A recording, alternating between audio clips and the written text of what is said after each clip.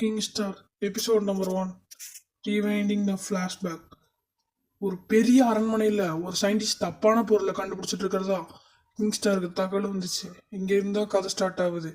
அவனும் டூல்ஸ் எல்லாம் எடுத்துட்டு அந்த சயின்டிஸ்ட் யாரு என்னன்னு கண்டுபிடிக்க போனான். அவன் பேரு ரமேஷ் கோபால். ஒரு பெரிய பயங்கரமான சயின்டிஸ்ட்.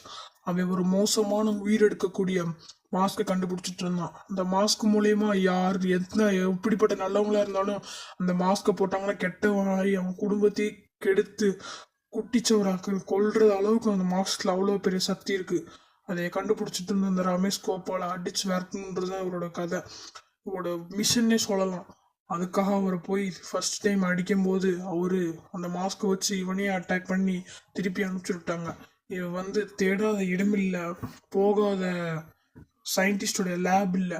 அப்படி ஒரு நாள் ஒரு சயின்டிஸ்ட் அவனுக்கு உதவி செய்யறதுக்காக ஒரு தீர்வு கொடுக்குறாரு.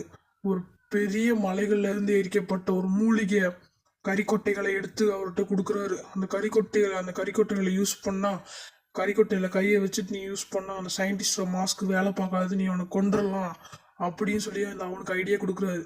சரின்னு சொல்லிட்டு அவன் ஒரு டப்பா நிறைய கறிக்கொட்டைகளை வாங்கிட்டு போறான். ஆனா ஒரு டப்பா நிறைய அந்த கறிக்கொட்டைகளை தரல. அது 4 மட்டும்தான் தந்திருக்காரு. ஏன்னா இது ரொம்ப பவர்ஃபுல்.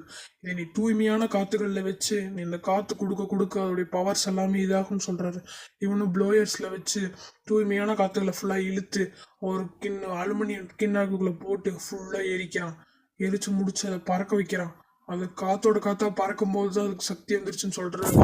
அதே மாதிரி இவனும் பறக்க வச்சு அந்த சக்தியை எடுத்து கொண்டு போய் அவனை போட்டு தள்ளுறதுக்காக கிங்ஸ்டர் ரெடி ஆகணும். அவனுடைய உள்ளங்கையில் சொன்ன மாதிரி சோத்தாங்கையில் வச்சு அமுத்திட்டு அவனை போட்டு தள்ளுறதுக்காக ரெடியாகி அவனுடைய நெஞ்சில் மிதிச்சு அவன் கதையை முடிச்சிடறான். பார்ட் 2க்கு ரெடி.